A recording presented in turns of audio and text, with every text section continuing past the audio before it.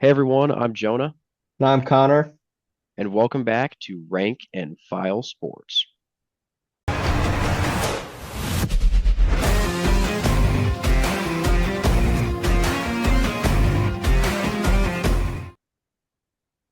Brady Cook and Luther Burden are gone for the NFL, and Missouri's going to have a lot of rebuilding to do next season. There's obviously going to be some young talent as they are one of the top SEC programs from last year, but are they going to be able to maintain that same level of success now that they have to really replace a lot of their talent from last year? I'm not so sure. I think this could be a really rough season for the Tigers. There's a lot of games on here which are going to be very, very difficult. Kansas, South Carolina, Alabama, Vanderbilt, Texas A&M, Oklahoma, Arkansas. That's the majority of the schedule. 8 of those games are at home and only 4 on the road, but still, we're going to rate this schedule a difficulty of 7 out of 10. Starting the season off against Central Arkansas, even for how much we think this team is going to regress from their past two seasons of very successful seasons, this is still going to be a 100% chance for the Tigers to get a win. Central Arkansas will not stand much of a chance in this one. But then the following week, they host the Kansas Jayhawks, team that we are pretty decently high on. As long as Jalen Daniels can perform to the level that is expected of him, then Kansas can be a very, very good team next season. But once again, it hinges on the success of Jalen Daniels. But even then, I don't know how good this Mizzou team is going to be next year. Like Jonah was saying, they're losing probably their two key members on offense in Brady Cook and Luther Burden to the NFL draft. They are bringing in Bo Prabula from Penn State, who did look very solid when he had to replace Drew Aller in that game against Wisconsin. But overall, this Mizzou team, they're in a really tough spot in a very loaded SEC conference, and getting Kansas as a non-conference game is not very helpful to their schedule either. So we're gonna slightly favor in this them in this one since it is at home, but it's only going to be a 55% chance here. Then they will host Louisiana. Raging Cajuns. I believe they might have won their conference, and if not, they were playing in their conference championship. Very solid team, but overall, Mizzou, once again, should be the favorites in this one, just slightly, but I could definitely see this being one where we could see a massive upset early on in the season that kind of tells the story of what Missouri's season is going to be. But we'll give it a 95% chance for the Tigers to get the win for right now.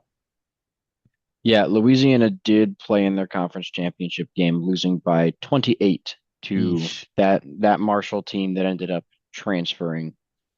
And by the Marshall Essentially team their entire transferring, roster. I mean it was the entire Marshall team that transferred. But anyways, kicking off SEC play with the South Carolina Gamecocks, not an easy start whatsoever, as the Gamecocks barely missed out on a college football playoff berth in 2024. They ended up finishing the season 9-4 with a somewhat disappointing loss to a really good Illinois team out of the Big Ten. Overall, South Carolina is going to be very, very good in 2025. Lenora Sellers returning at quarterback. If he improves, this is going to be a very scary team and definitely one to watch out for in the SEC. Mizzou gets this one at home, but the Gamecocks are still going to be favored in my mind. Mizzou's got about a 35% chance of a win before a very difficult game against UMass. This one only going to be able to give Missouri a 100% chance to win. UMass, just really not going to compete whatsoever.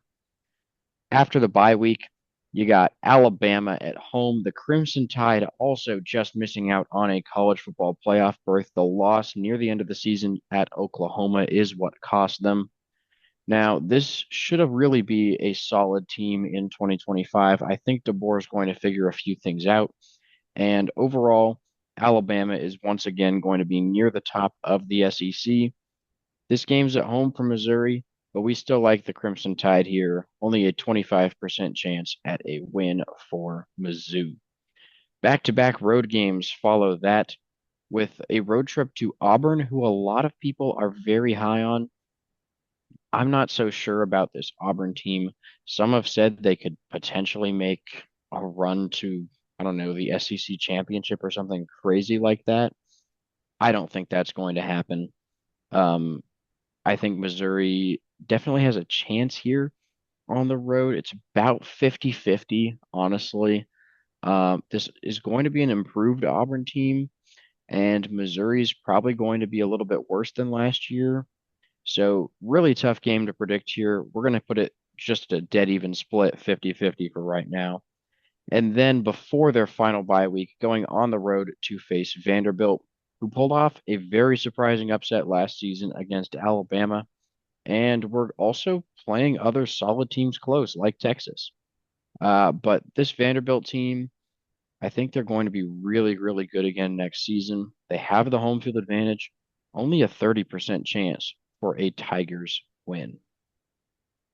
Coming out of that second bye week, they'll be hosting Texas A&M. Jonah, correct me if I'm wrong, but Texas A&M blew Mizzou out of the water last season and was kind of A&M's signature win that was maybe hoping that they could get a playoff spot in the college football playoffs last season. Despite whatever that game might have been, this is going to be a completely different scenario. Even though Mizzou is hosting it, Marcel Reed is the quarterback for the Aggies next season and is expected to have a breakout season with full control of the offense. A&M always brings in a very successful recruiting class, and I actually expect them to actually do something with that recruiting class. And on the flip side, we've already addressed that Brady Cook is gone and Luther Burden is gone. But I don't think we've really delved into the full extent of why we think Mizzou is going to be so bad. They are losing Brady Cook and Luther Burden, who are going to be the best players on offense. They are losing their leading rusher in Nate Knoll and their second leading rusher in Marcus Carroll to the NFL draft as well. They're also losing their leading receiver in yards, who actually was had a better season than Luther Burden, in Theo Weiss Jr. to the NFL draft as well. This Mizzou offense is going to be completely gutted and have to be completely rebuilt to get to even a fraction of what we have seen in them in the past couple of seasons. So A&M is going to have a pretty good chance of getting a win over a Mizzou team that I wouldn't even call this a signature win for them because I don't think Mizzou is going to be very good at this point or even ranked at this point, giving them a 35% chance to get a win at home against the Aggies. Yeah, you had good memory there as uh, Texas A&M did win over Missouri 41-10 last season. I wouldn't necessarily say they had a chance at the playoffs. That kind of died. I would say with the Auburn win, some people would say they still had a little bit of a chance before losing to Texas, though. Oh, you know what it was? I was thinking about the Notre Dame game. Sorry. Notre Dame had the signature win over A&M early on in the season. That was kind of holding a lot of the weight for why they were ranked so high. My mistake. Anyway, following week they will face the worst team in the SEC in Mississippi State. The Bulldogs are downright awful. They did not win a single game in the SEC last season, going 0-8, 2-10 on the season in total. Even with such a gutted team, Mizzou will figure stuff out at this point. Should be able to get a win over the worst team in the SEC, giving them an 85% chance to get the win at home. Then they finish the year off against two pretty solid SEC schools. on the road. First with Oklahoma. Oklahoma bringing in Jean Matier from Washington State after a very successful season. Granted, it was against some lesser play, but he's looked like one of the better quarterbacks in college football and is expected to be maybe a dark horse Heisman contender. But coming into that Oklahoma system that was able to beat Alabama and essentially ruin Alabama's chances of making the college football playoff.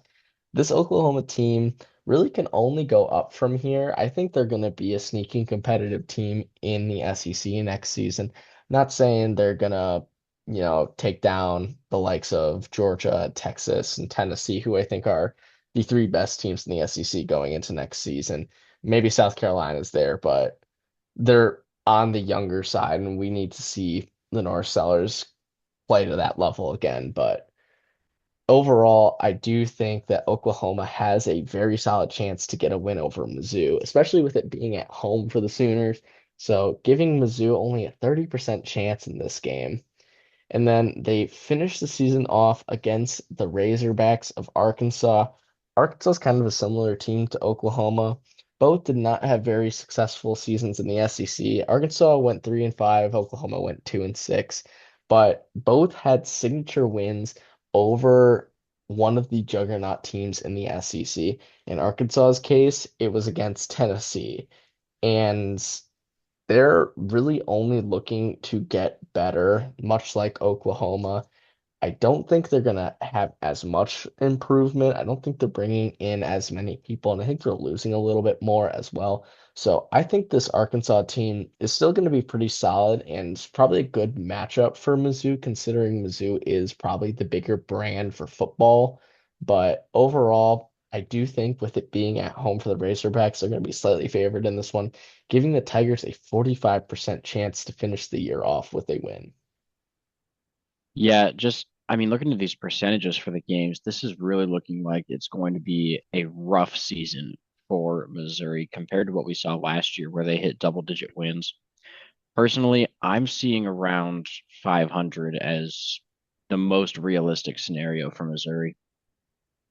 Yeah, I don't want it to seem like we're hating on Missouri, but they shouldn't have been a ranked team to end the season last year because they did not look at even though they won 10 games, they did not look very good in those 10 games that they won. They almost lost to Boston College at one point.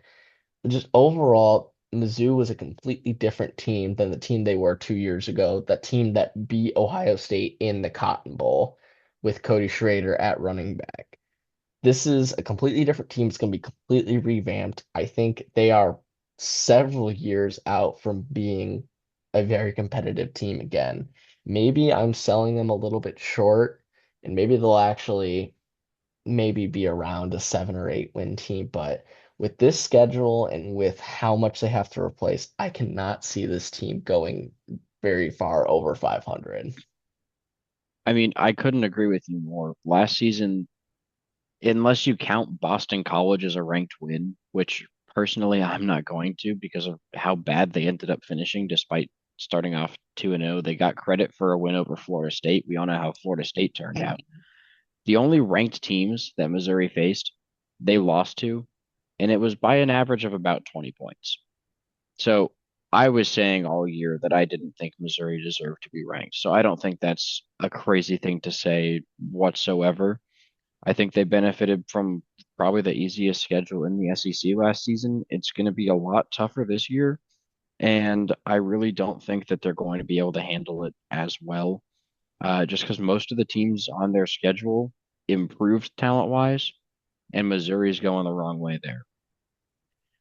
Like I was saying, the Tigers did finish 10-3 last year. However, the win projection is going to be 6.85 wins for 2025.